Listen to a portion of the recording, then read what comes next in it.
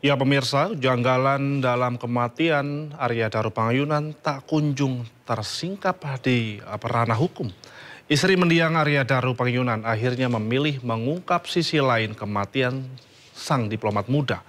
Berikut perbincangan eksklusif jurnalis senior Lukman Hanafi dengan Meta Ayu Puspitantri, istri mendiang Arya Daru Pangayonan. Ini saya bersama Mbak Meta Ayu Puspitantri ya. Ini sebagai istri almarhum Arya Daru. Saya akan ngobrol-ngobrol untuk bertanya langsung dan klarifikasi seputar isu-isu yang mungkin sekarang menjadi liar, bahkan masalahnya yang inti malah masih menjadi misteri. Oke, Mbak sudah plong sepertinya, sudah speak up. Mbak, ini saya mau tanya aja, banyak orang bertanya nih mumpung saya ketemu Mbak Pita. Apa sih Mbak sebenarnya yang di sekarang masih sama Mbak itu masih mengganjal dengan yang terjadi dengan cobaan dengan suami Mbak? Iya, ada apa kita? Satu pertanyaan itu yang mungkin bisa menjadi banyak pertanyaan lainnya. Ya. Jadi berarti apa yang kemarin sudah dipublish Mbak masih nggak percaya gitu ya? Iya. Kalau terkait yang apa sih pengiriman apa itu amplop ya, yang ada simbol-simbol itu sebenarnya meski itu kan hasil amplop, tapi Mbak masih terganggu apa enggak sih? Gitu. Apa mengganjal ya? Mengganjal. Mengganjal ya. Karena biasanya kalau saya sebagai ibu yang berkutat di toko alat tulis anak-anak, itu bentuk seperti itu tidak umum. Oke. Iya, bentuk gabus seperti itu. Biasanya kalau yang kita beli langsung ada di toko alat tulis yang biasa saya datangi, itu biasanya yang bulat-bulat saja. Oke.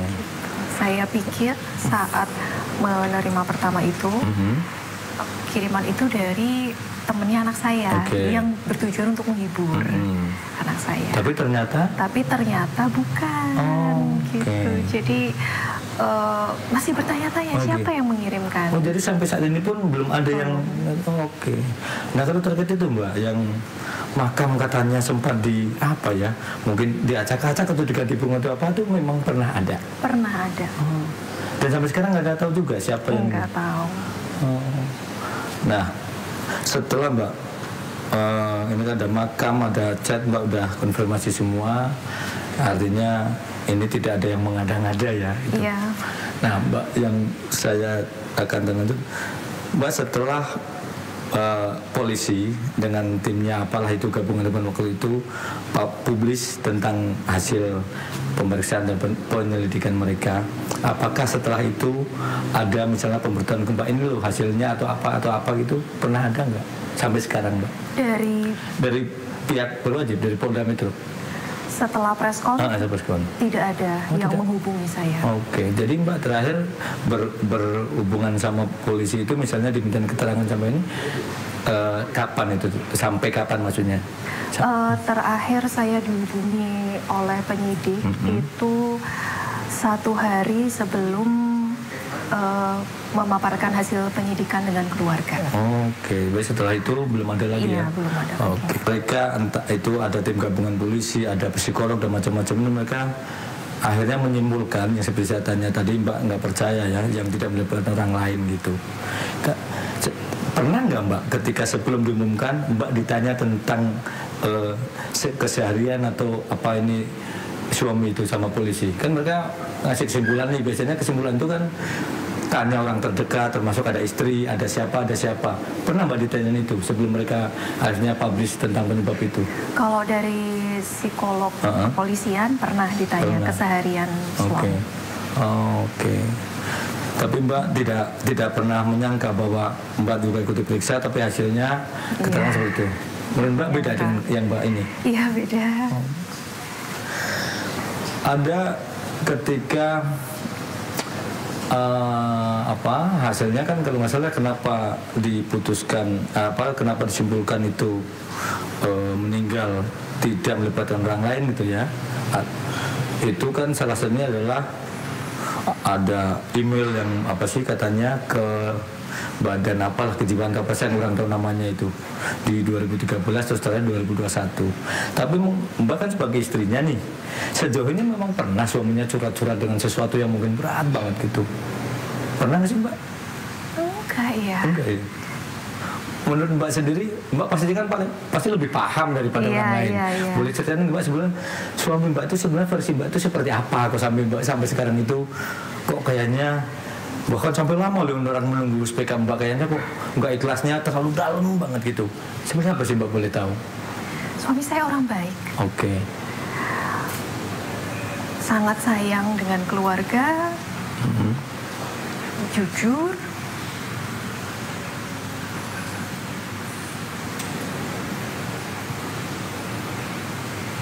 Belahan hati saya.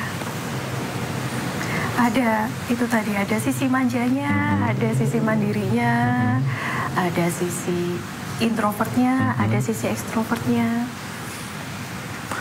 Kalau mungkin bahwa paling terbaik pasti namanya suami lah.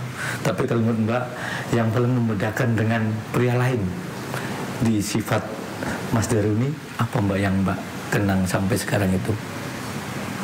Sangat menjaga amarahnya ya. Terutama untuk saya. Saya harus banyak belajar sabar dari Mas Daru. Sangat menjaga lisannya untuk tidak menyakiti orang lain. Sangat menjaga sikapnya juga untuk tidak menyakiti orang lain. Dan romantis banget. Mas Daru itu romantis banget. Kalau ngomong romantis, boleh nggak berbagi kepada saya seperti apa sih romantisme yang dijalanin? Ini mungkin ada beberapa teman kami yang pernah lihat ya. Tapi kalau sebelum masuk kantor itu biasanya kan dulu saat di Argentina kan saya yang antar Mas Daru ke kantor. Sebelum pamitan itu biasanya kita pelukan. Jadi setiap mau berangkat berpelukan. Setiap jalan kita jalan bareng itu gandengan. Nah ini sebenarnya romantisme setiap jalan bergandengan. Nah ini kembali saya akan bertanya lagi kembali tapi ketika di kosannya almarhum, kenapa polisi itu membawa barang bukti membeberkan ada alat kontrasepsi itu kira-kira itu punya Mbak atau itu punya Mbak? Punya saya semua. Iya. Barang-barang kewanitaan di sana punya saya semua. Karena kalau saya ke Jakarta itu memang iya di kos itu. Jadi semuanya Mbak. Nah kalau yang ini Mbak kan sih ada lakban. Nah saya mau ketemu Mbak nih. Lakban itu katanya kan yang lakban itu dibeli sama Mbak dari Jogja. Mbak ketika waktu itu kejadian sempat melihat lakban di sana nggak yang di mobil kepala? Sempat melihat lakbannya? Iya, itu kami beli lakban 2 di toko alat tulis. Karena koper kami itu kan dibagi 2. Yang satu sudah dicicil di kosannya Mas Daru dan beberapa sudah dicicil di kosannya Mas Daru, kemudian beberapa masih di rumah. Dan semuanya itu rencananya memang pada akhirnya akan dilakban kuning supaya dari jauh kelihatan kalau itu punya kami. Karena di tanggal-tanggal tersebut itu kan banyak yang pindah, bukan cuman kami saja. Jadi untuk meminimalisir kopernya itu tertukar dan lain sebagainya. Berarti lakban itu memang lakban dari Jogja? Iya, bersama saya. Bersama Mbak Pita ya. Memang itu setiap kali pindah ke negara mana, memang itu istilahnya stok ya? Atau memang karena kebetulan udah mau berangkat? Jadi kebetulan memang sudah mau berangkat. Kalau yang dulu kami pakai koper, sepertinya kok kurang jadinya. Terus kami memutuskan ya sekarang untuk di wrap pakai plastik. Sedangkan kalau pakai plastik kan dari jauh nggak begitu jelas kopernya siapa ya. Jadi rencananya akan kami masih mikir nih polanya apa ya yang kuningnya sama semua gitu. Jadi ada 2 lakban, yang satu saya bawa di Jogja, yang satu dibawa Mas Daru di Jakarta.